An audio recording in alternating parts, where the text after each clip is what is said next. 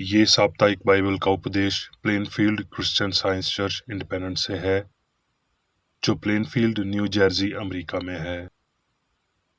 अधिक जानकारी के लिए कृपया हमारी वेबसाइट पर जाएं www.plainfieldcs.com। आपके अध्ययन के लिए ये पाठ रविवार 27 नवंबर 2025 के लिए है। विषय: धन्यवाद। स्वर्णपथ, भजन संहिता। आज वो दिन है जो यहोवा ने बनाया है, हम इसमें मगन और आनंदित हों। यहोवा का धन्यवाद करो, क्योंकि वो भला है और उसकी करुणा सदा बनी रहेगी। उत्तरदायी ध्यान। याकूब। हे मेरे भाइयों, जब तुम नए नए प्रकार की परीक्षाओं में पढ़ो तो इसको पूरे आनंद की बात समझो, ये जानकर कि तुम्हारे विश्वास के परखे जाने से धीरज उत्पन्न होता है। पर धीरज को अपना पूरा काम करने दो, कि तुम पूरे और सिद्ध हो जाओ और तुम में किसी बात की घाटी न रहे। धन्य है वो मनुष्य जो परीक्षा में स्थिर रहता है, क्योंकि वो खरा निकलकर जीवन का वो मुकुट पाएगा जिसकी प्रतिज्ञा प्रभु ने अपने प्रेम करने वालों को दी है। हे मेरे भाइयों, धोखा ना खाओ, क्योंकि हर एक अच्छा वरदान और हर एक उत्तम दान ऊपर ही से है और ज्योतियों की पिता की ओर से मिलता है, जिसमें ना तो कोई परिवर्तन हो सकता है और ना अदल बदल के कारण उस पर छाया पड़ती है। पर जो व्यक्ति स्वतंत्रता की सिद्ध व्यवस्था पर ध्यान करता रहता है, वो अपने काम में इसलिए आशीष पाएगा कि सुनकर नहीं पर वैसा ही काम करता है। हमारे परमेश्वर और पिता के निकट शुद्ध और निर्मल भक्ति ये है कि अनाथों और विधवाओं के क्लेश में उनकी सुधि लें और अपने आप को संसार से निष्कलंक रखें। पाठ उपदेश बाइबल में से यशाया। हे इस्राएल, तेरा रचने वाला और हे याकूब तेरा सृजनहार यहोवा अब यूं कहता है, मत डर, क्योंकि मैंने तुझे छुड़ा लिया है, मैंने तुझे नाम लेकर बुलाया है, तू मेरा है। भजन संहिता। धार्मी पर बहुत सी विपत्तियां तो पड़ती हैं, परंतु यहोवा उसको उन सब से मुक्त करता है। कुलसियों। ताकि तुम्हारा चाल चलन प्रभु के योग्य हो और वो सब प्रकार से प्रसन्न हो और तुम में हर प्रकार के भले कामों का फल लगे और परमेश्वर की पहचान में बढ़ते जाओ और उसकी महिमा की शक्ति के अनुसार सब प्रकार की सामर्थ से बलवंत होते जाओ, यहाँ तक कि आनंद के साथ हर प्रकार से धीरज और सहनशीलता दिखा सको। नहमिया। नहमिया के वचन। जैसे मैं शोशन राम राजगढ़ में रहता था, तब हननिया नाम मेरा एक भाई और यहूदा के कई आदमी आए। उन्होंने मुझसे कहा, जो बचे हुए लोग बंधुआई से छूटकर उस प्रांत में रहते हैं, वो बड़ी दूर दशा में पड़े हैं और उनकी निंदा होती है, क्योंकि यरूशलेम की शहरपनाह टूटी हुई और उसके फाटक जले हुए हैं। नहमिया। यदि राजा को भाए और तू अपने दास से प्रसन्न हो, तो मुझे यहूदा और मेरे पुरखों के कब्रों के नगर को भेज, ताकि मैं उसे बनाऊं। तब उसने मुझसे पूछा, तू कितने दिन तक यात्रा में रहेगा और कब लौटेगा? सो राजा मुझे भेजने को प्रसन्न हुआ और मैंने उसके लिए एक समय नियुक्त किया। जब मैं यरूशलेम पहुंच गया, तब मैंने उनसे कहा, तो आओ हम यरूशलेम की शहर पनाह को बनाएं, कि भविष्य में हमारे नाम अधराई ना रहें। नहमिया। और हम लोगों ने शहर पनाह को बनाया और सारी शहर पनाह आधी ऊंचाई तक जुड़ गई, क्योंकि लोगों का मन उस काम में नित लगा रहा। जब संबलत और तोबिया और अरबियों और अम्मोनियों और अशदूदियों ने सुना कि यरूशलेम की शहर पनाह की मरम्मत होती जाती है और उसमें के नाके बंद होने लगे हैं, तब उन्हें बहुत ही बुरा लगा और सबों ने एक मन से गोष्ठी की कि जाकर यरूशलेम से लड़ें और उसमें गड़बड़ी डालें। परंतु हम लोगों ने अपने परमेश्वर से प्रार्थना की और उनके डर के मारे उनके विरोध दिन रात के पहरुए ठहरा दिए। जब हमारे शास्त्रों ने सुना कि ये बात हमको मालूम हो गई है, और परमेश्वर ने उनकी युक्ति निष्फल की है। तब हम सब के सब शहरेपनाह के पास अपने अपने काम पर लौट गए। नहमिया। जब शहरेपनाह बन गई और मैंने उसके फाटक खड़े किए और द्वारपाल और गवैये और लिवैये लोग ठहराए गए। नहमिया। तब उन सब लोगों ने एक मन होकर जल फाटक के सामने के चौक में इकट्ठे होकर अजरा शास्त्री से कहा कि मूसा की जो व्यवस्था यहोवा ने इसराइल को दी थी और उन्होंने परमेश्वर की व्यवस्था की पुस्तक से पढ़कर अर्थ समझा दिया और लोगों ने बात को समझ लिया। तब नहमिया ने सब लोगों से कहा, आज का दिन तुम्हारे परमेश्वर यहोवा के लिए पवित्र है, इसीलिए विलाप न करो और न रो, क्योंकि सब लोग व्यवस्था के वचन सुनकर रोते रहे। फिर उसने उनसे कहा कि जाकर चिकना चिकना भोजन करो और मीठा मीठा रस पियो, और जिनके लिए कुछ तैयार नहीं हुआ उनके पास बिना भेजो, क्योंकि आज का दिन हमारे प्रभु के लिए पवित्र है। और उदास मत रहो, क्योंकि यहोवा का आनंद तुम्हारा दृढ़ गढ़ है। करंथियों। क्योंकि हमारा पल भर का हल्का क्लेश हमारे लिए बहुत ही महत्वपूर्ण और अनंत महिमा उत्पन्न करता जाता है। और हम तो देखी हुई वस्तुओं को नहीं परंतु अनदेखी वस्तुओं को देखते रहते हैं, क्योंकि देखी हुई वस्तुएं थोड़े ही दिन की हैं, परंतु अनदेखी वस्तुएं सदा बनी रहती हैं।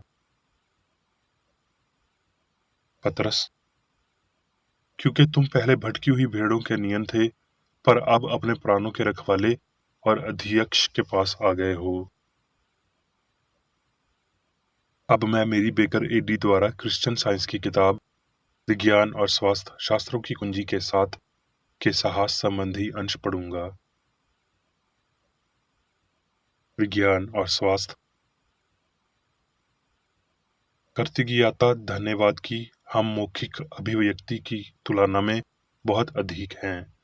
काम भाषण की तुलना में अधिक आभार व्यक्त कराता है। हमें सबसे अधिक जरूरत है अनुग्रह में वृद्धि, धैर्य, नम्रता, प्रेम और अच्छे कार्यों में व्यक्त की गई इच्छा की प्रार्थना करने की। यदि हम जीवन, सत्य और प्रेम के लिए कृतज्ञ हैं, इसलिए हम सभी के आशीर्वाद के लिए भगवान का धन्यवाद करते हैं। हम निष्ठावान हैं और तीखे शब्दों को अपने ऊपर लेते हैं, जो हमारा मालिक कपटी लोगों को कहता है। ऐसे मामले में होंठों पर उंगली रखकर जो आशीर्वाद हमें मिले हैं उन्हें याद करना एकमात्र स्वीकारी प्रार्थना है, जबकि हृदय ईश्वरीय सत्य, जीवन और प्रेम से दूर है। हम बंजर जीवन की आकारमानियता को छिपा नहीं सकते। पदार्थ के जीवन में विश्वास के तेज अनुभवों साथ ही साथ हमारी निराशा और निरंतर व्यर्थ हमें थके हुए बच्चों की तरह दिव्य प्रेम की ओर मोड़ते हैं। तब हम जीवन को दिव्य विज्ञान में सीखना शुरू करते हैं। प्रेम की उत्तम उदाहरणाओं के माध्यम से हमें धार्मिकता, शांति और पवित्रता की ओर अग्रसर होने में मदद मिलती है, जो विज्ञान के शिथिल हैं। हम ईश्वरीय प्रकृति के प्रदर्शन के माध्यम से मसीही धर्म के विज्ञान तक पहुंचते हैं, लेकिन इस दुष्ट दुनिया में अच्छाई की निंदा की जाएगी और धैर्य के साथ अनुभव लाना होगा। चौकस, शांत और सतर्क रहें। जिस मार्ग से ये समझ पैदा होती है कि ईश्वर ही एकमात्र जीवन है, वो सीधा और संकीर्ण है। ये मांस के साथ एक युद्ध है, जिसमें हमें पाप, बीमारी और मृत्यु पर विजय प्राप्त करनी चाहिए, खा अभी या इसके बाद, निश्चित रूप से इससे पहले कि हम आत्मा के लक्ष्य तक पहुंच सकें या परमेश्वर में जीवन पा सकें। अपने स्वयं के उद्धार का काम करें। ये जीवन और प्रेम की मांग है। इस अंत के लिए भगवान आपके साथ काम करता है। जब तक मैं ना आऊं तब तक दृढ़ रहना। अपने अमाल की प्रतीक्षा करें और अच्छाई करने में थके नहीं। यदि आपके प्रयास भयभीत बादों से घिरे हुए हैं और आपको कोई वर्तमान इनाम में नहीं मिलता, तो गलती पर वापस ना जाएं और ना ही दौड़ में सुस्त बने।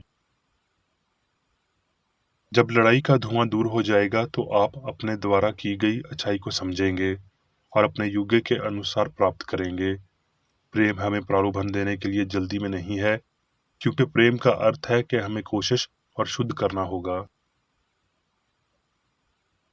हे प्रिय पाठकों, इस पर विचार करें, क्योंकि ये आपकी आंखों से पर्दा उतार देगा और आप नरम पंखों वाली एक कबूतरी को अपने ऊपर उतरता देखेंगे।